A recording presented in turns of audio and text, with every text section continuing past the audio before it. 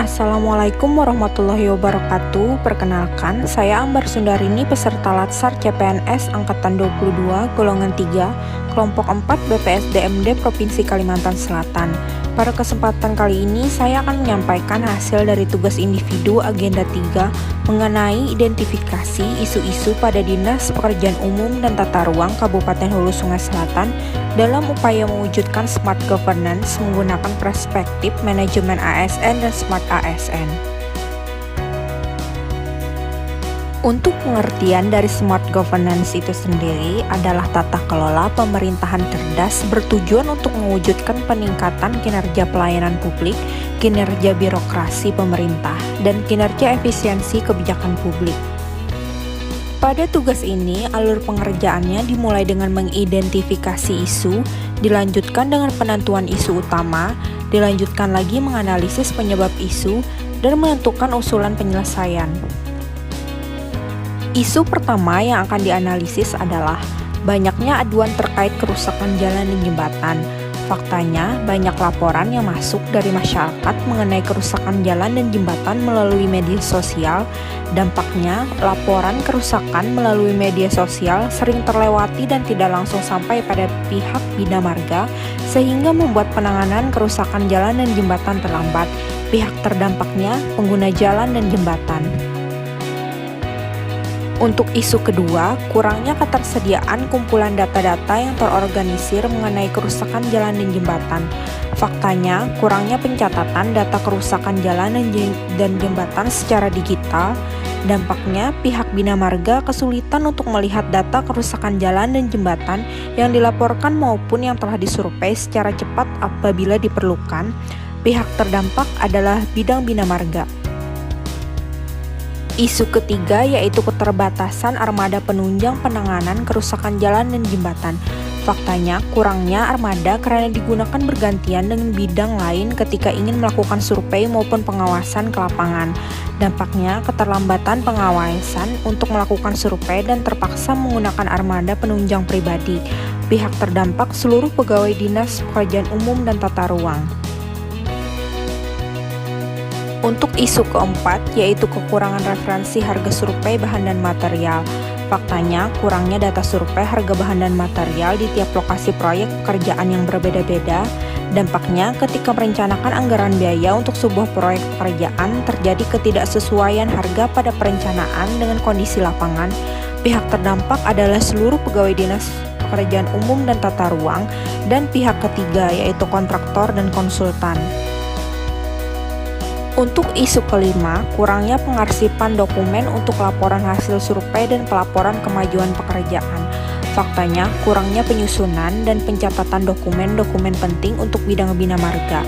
Dampaknya, kesulitan saat mencari dokumen penting ketika diperlukan.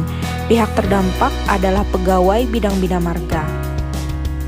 Untuk isu keenam, yaitu banyaknya ruas-ruas jalan dan kondisi rusak dan rusak berat yang belum bisa tertangani. Faktanya, banyak ruas jalan yang belum bisa ditangani karena kekurangan alokasi dana. Dampaknya, terganggunya aktivitas masyarakat dan membahayakan pengguna jalan yang melewatinya.